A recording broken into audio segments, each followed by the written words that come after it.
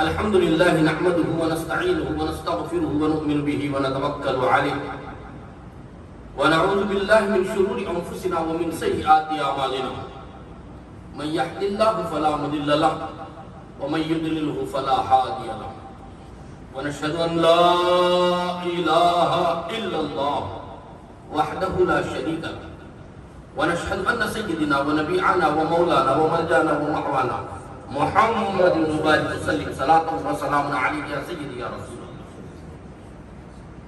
أما بعد فأعوذ بالله من الشيطان الرجيم. بسم الله الرحمن الرحيم. ربنا ظلمنا أنفسنا وإن لم تغفر لنا وترحمنا لنكونن من الخاسرين. صدق الله مولانا العظيم.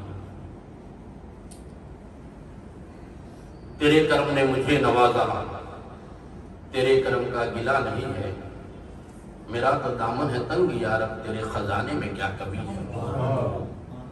آج شب برات کی خصوصی محفل، اس نورانی بابرکت محفل میں آپ حضرات تشریف لائے، اللہ تبارک و تعالیٰ کی کرم نوازی ہے۔ وہ جب دینے پر آ جاتا ہے تو کوئی روک نہیں سکتا، وہ روکنے پر آ جاتا ہے تو کوئی دے نہیں سکتا۔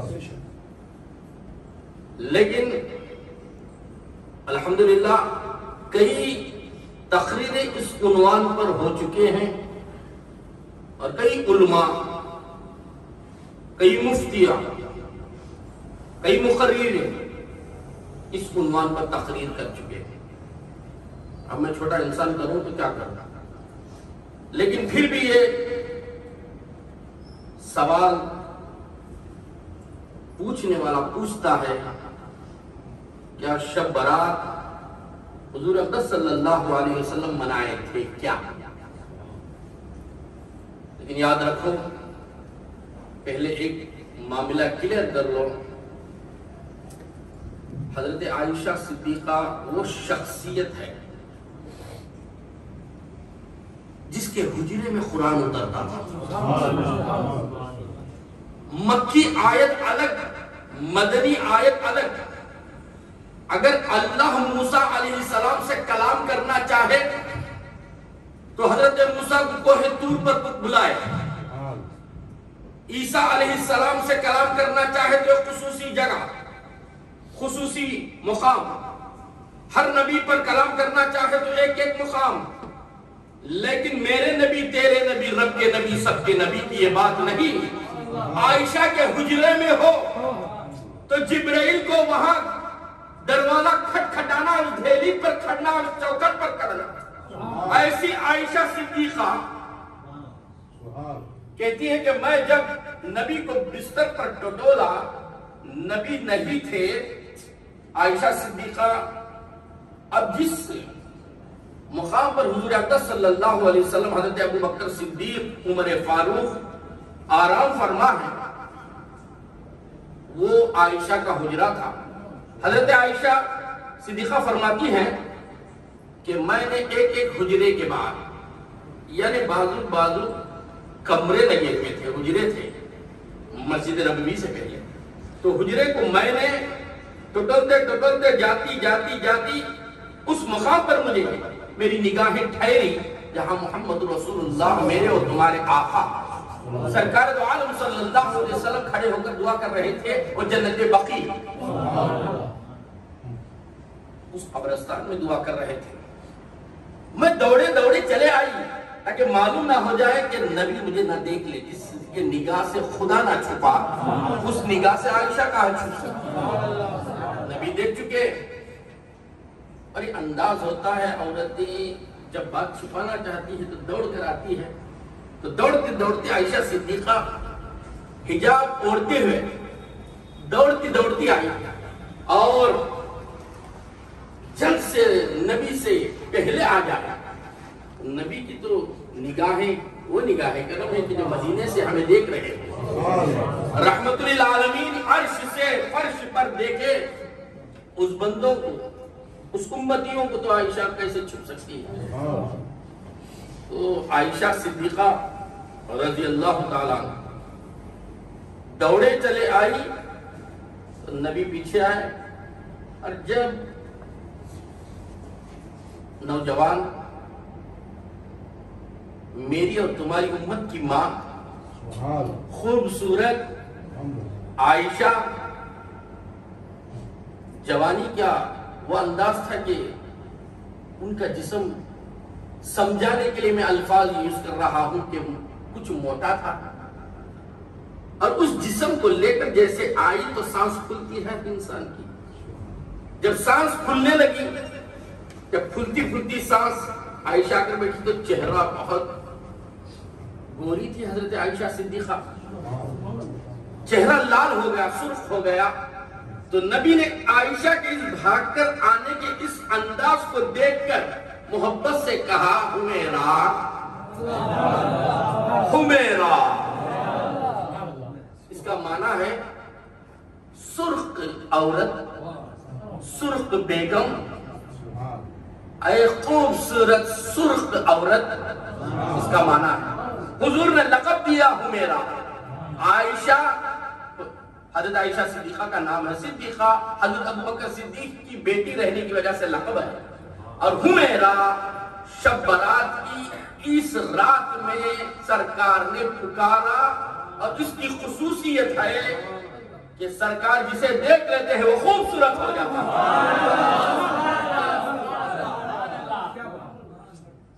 کیا اس محفل کو نہیں دیکھ رہے سرکار؟ اور صحابہ کی بات کرتے ہیں لوگ، صحابہ کا شب برات منائے. میں کہتا ہوں کہ صحابہ کی ہر رات شب برات. کون سی ایسی رات ہے 360 پر 5 راتوں میں کون سی ایسی رات بتا دے کہ صحابہ ذکر نہیں کیے، استغفار نہیں پڑھے، نفائل سے دور تھے، تہجد تک، فجر تک جاگتے رہتے. تو پوری راتیں ان کی شب برات ہے. ان کی کیا مثال ہے؟ اب آجا حضرت علی کرم اللہ وجہہ فرماتے ہیں، حضرت علی کا وہ لقب ہے انا مدینۃ العلم والی الباب. یہ علم کے باب ہیں، علم کے دروازے ہیں. فرماتے ہیں بیٹھا ہوا تھا، ایک شخص آیا اور جلد سے وضو کیا اور نماز کے لیے کھڑ گیا. وہ وقت ممنوع تھا، وہ وقت طلوع آفتاب کا تھا. اس وقت پر نماز نہیں پڑھنا چاہیے، لیکن وہ شخص حضرت علی کرم اللہ وجہہ کے دور میں نماز پڑھنے کے لیے مصلی پر کھڑ گیا. کسی نے کہا سرکار آپ دیکھتے ہوئے ہیں، چاہتے تو آپ روک دے. تو کہا اگر میں روکوں وہ پڑھتا اسے نماز بھی نہ پڑھے گا، مصروف ہو جائے گا. آیا اللہ کی بارگاہ میں سجدہ کرنے کے لیے. یہ عوام کے لیے نہیں ہے، خواص کے لیے ہے کہ وقت کو دیکھے اور اس کے بعد سجدہ کریے. تو عوام ہے، اس کو میں کہاں سے روکوں؟ تو معلوم یہ ہوا نیکیوں کو روکنا نہیں علی نے سکھایا. کہا نماز پڑھے، اور اب میں روک دوں تو ظہر ہو سکتا ہے کہ نہ پڑھے، عصر نہ پڑھے، مغرب نہ پڑھے، عشاء نہ پڑھے، موت آ جائے، میں کیوں روکوں؟ اور حضرت ابو حنیفہ رحمت اللہ علیہ وہ شخصیت ہے، ہم سب حنفی ہیں، ان پر قربان جاتے ہیں. انہوں نے دین کو بہت آسانی کے ساتھ بتایا. حضرت ابو حنیفہ رضی اللہ تعالیٰ عنہ گزر رہے تھے، امام اعظم ہیں، اور ان سے بڑا کون مفتی ہو سکتا ہے ہماری نظروں میں؟ قربان جائیں. فرماتے ہیں جب میں قبرستان کو دیکھ کر جا رہا تھا تو لوگ بھیڑ بھاڑ کر رہے تھے، دوڑم بھاگ کر رہے تھے. کسی نے تحفے میں ایک بہت بڑا طبق تھا، اس میں کوئی چیز شیرین بانٹ رہا تھا، کوئی مٹھائی بانٹ رہا تھا. سمجھو کہ آپ لڈو ہو یا کھجور ہو، کچھ نہ کچھ بانٹ رہا تھا. لوگ اس پر چیڑ پھاڑ کر رہے تھے. ایک بزرگ کو میں نے دیکھا، وہ قبر کو ٹیکا لگا کے آرام سے بیٹھے ہوئے تھے. مجھے بہت تعجب ہوا اور میں جیسے آگے بڑھا، اور پھر 4-5 سال کے بعد مجھے پھر اس قبرستان سے گزر ہونے کی ضرورت ہوئی. جب میں وہاں سے گزرا دیکھا تو جو شخص آرام سے بیٹھا ہوا تھا وہ بھی اس بھیڑ بھاڑ میں تھا. مجھے ضرور دریافت کرنی تھی بات، کیونکہ آپ تک پہنچانا ہے، امت محمدی تک پہنچانا ہے۔ تو میں نے قبرستان میں گیا، اس شخص کے ہاتھ کو پکڑا، کہا بڑے میاں میں 4-5 سال کے پہلے آپ کو دیکھا، ایک عرصے کے پہلے میں نے آپ کو دیکھا تو آپ ٹیکا لگا کے خاموش بیٹھے ہوئے تھے، آرام سے تھے، تسلی بخش تھے، مطمئن تھے، لیکن آج دیکھ رہا ہوں اتنے سالوں کے بعد آپ اس بھیڑ بھاڑ میں آپ بھی گھسے ہوئے ہیں۔ تو انہوں نے کہا حضرت ایسی بات ہے کہ میں نے میرے بیٹے کو حافظ قرآن بنا کے آیا، قرآن پڑھنے والا بنا کر آیا، وہ پڑھتا تھا، تحفہ بھیجتا تھا، اس لیے مجھے اس بھیڑ بھاڑ میں کھڑنے کی ضرورت نہیں پڑی۔ اب میرا بیٹا انتقال ہو گیا ہے، کوئی مجھے تحفہ پہنچانے والا نہیں، اس لیے میں بھی اسی بھیڑ بھاڑ میں۔ تو اپنے دادا کو، باپ کو، ماں کو آپ تحفے یہاں سے بھیجتے رہو، اسے کہتے ہیں ایصال ثواب۔ اب سمجھنا چاہیے کہ میرے ذہن سے میں آپ کو ایک بات سمجھانے کے لیے کہہ رہا ہوں کہ جب بندہ ایئرپورٹ میں اترتا ہے، اس کے پاس کوئی لیکیج نہیں اور امیگریشن میں جاتا ہے، چھاپا لگا کے باہر آ جاتا ہے، اور اس کے پیچھے آنے والا بہت لیکیج رکھا ہوا تھا، بہت سامان تھا، امیگریشن والے اور کھولنے لگے، کھولے چیزوں کو دیکھے، کسٹمز والے، صحیح کہہ رہا ہوں نا، کہ کسٹمز والے، کسٹمز آفیسر جیسے اس بزرگ کو چھوڑ دیے، اس بزرگ کے پیچھے آنے والے کو نہیں چھوڑا، انہوں نے بیگ کو کھولا، اس کو کھولا، سب کو کھول کے وقت بہت لگا، اس میں آنے میں دیر ہو گئی۔ اب وہ پیچھے آنے والا سوچ رہا ہے کاش اگر میں اس حضرت کے ساتھ، اس حضرت کے جیسا، اس بزرگ کے جیسا ہوتا تو لیکیج کے بغیر آتا، میں بھی جلدی آ جاتا، لیکیج لے کر آنے کی وجہ سے مجھے اتنا دیر ہوا۔ ایسے ہی دیکھ رہا ہے تو حضرت پر نگاہ پڑی، حضرت مصلی ڈال کر اللہ کا شکر ادا کر رہے ہیں، رو رہے ہیں اور دعا کرتے ہیں۔ تو ایک بندہ پیچھے جا کر بڑھ گیا کہ حضرت کے مصروفی کے بعد پوچھیں کہ حضرت کیا کر رہے ہیں۔ تو جب حضرت نے دعا کرنے کے بعد اس پر نظر پڑی، کیا آپ کو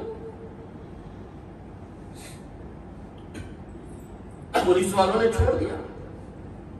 کیا آپ کی چیکنگ ختم ہو گئی؟ کہا حضرت آپ تو خالی ہاتھ تھے، آپ آ گئے، کسٹمز والے آپ کو چھوڑ دیے، لیکن میرے جتنے بھی چیزیں تھے اس کی سب چھان بین ہوئی اور اس کے بعد چھوڑ دیا۔ کہا کاش اسی طریقے سے ہر مومن سمجھ جائے کہ اللہ کی بارگاہ میں دنیا کی کوئی چیز نہ لے کر جاؤ، خالی ہاتھ چلے جاؤ، دنیا کے خواہشات کو چھوڑ دو، وہ ہے رات آج کی رات، اسے کہتے ہیں شب برات۔ اسی طریقے سے آپ کو سمجھنے کی ضرورت ہے کہ شب برات میں ہوتا کیا ہے۔ بندے مومن قبرستان جاتا ہے، اور قبرستان جانے سے پہلے مسجد ہوتی ہے کہ نہیں؟ کیا ہمارے قادر ولی ناگوری کے مزار مبارک کے بعد مسجد نہیں ہے لگی ہوئی؟ آپ تمل ناڈو سے کیا پوری دنیا کی بات کریں، آؤ سرکار دستگیر باور رحمت اللہ علیہ کی مزار کے بعد مسجد لگی ہوئی ہے کہ نہیں؟ اور اس مسجد اور ان کی مزار کے بعد قبرستان لگا ہوا ہے کہ نہیں؟ آؤ چلو سرکار خواجہ بندہ نواز کی بات کریں گے، سرکار بندہ نواز کی مزار مبارک کے بعد مسجد لگی ہوئی ہے کہ نہیں؟ اور وہاں قبرستان ہے کہ نہیں؟ آؤ اجمیر والے کے پاس مسجد لگی ہوئی ہے کہ نہیں دربار کے بعد؟ آؤ بغداد والے کی بات کریں، بغداد میں کیا سرکار غوث اعظم کی مزار کے بعد مسجد لگی ہوئی کہ نہیں؟ آؤ مدینے والے کی بات کریں، سرکار دو عالم صلی اللہ علیہ وسلم کے مزار مبارک کے سامنے مسجد لگی ہوئی ہے کہ نہیں؟ تو معلوم یہ ہوا کہ ہر ولی کے ساتھ، ہر صحابی کے ساتھ، قبرستان کے ساتھ مسجد لگی ہوئی ہے۔ تو بندہ مسجد جاتا ہے، قبرستان کی زیارت کے لیے جاتا ہے، اور اللہ کے بارگاہ میں سجدہ کرتا ہے، اور پروردگار فرماتا ہے میری قربیت حاصل کرنا ہے، میرے قریب ہونا چاہتا ہے تو نفل نماز پڑھ۔ نفل نماز قربیت عطا کر دیتی ہے، تو سنت کا کیا کہنا، فرض کو میں کیا کہوں، کیا بولوں، کیا سمجھاؤں۔ اسی لیے تو حضرت علی نے کہا کہ میں بعد میں پانی کو دیکھتا ہوں، پہلے خدا کو دیکھتا ہوں، یعنی پانی دینے والے کو دیکھتا ہوں، پہلے میں کھانے پہلے میں خدا کو دیکھتا ہوں، بعد کھانے کو دیکھتا ہوں، بعد روٹی کو دیکھتا ہوں۔ اسی لیے تو پروردگار نے کہا اینما تولوا فثم وجہ اللہ، جس طرف بھی دیکھو اللہ ہی کے جلوے نظر آتے ہیں۔ کیا اولیاء اللہ میں اللہ کے جلوے نظر نہیں آتے؟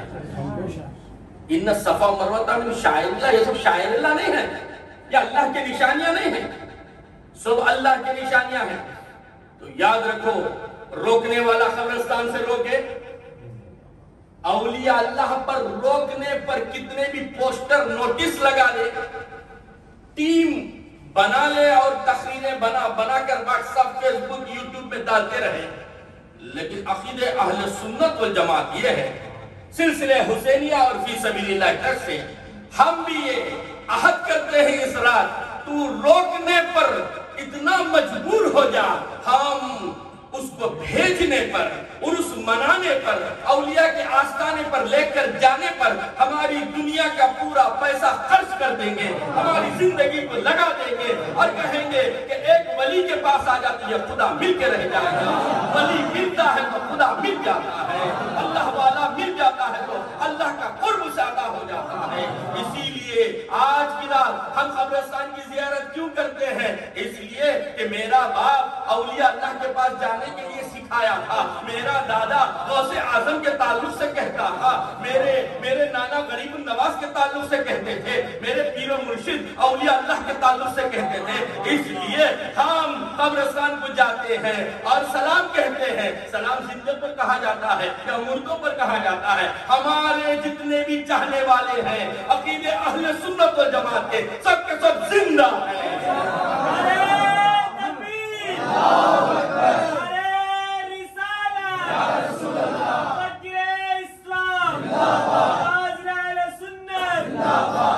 اعلیٰ حضرت فرماتے ہیں تو زندہ ہے واللہ، تو زندہ ہے واللہ، میرے چشم عالم سے چھپ جانے والے۔ وآخر دعوانا ان الحمدللہ رب العالمین۔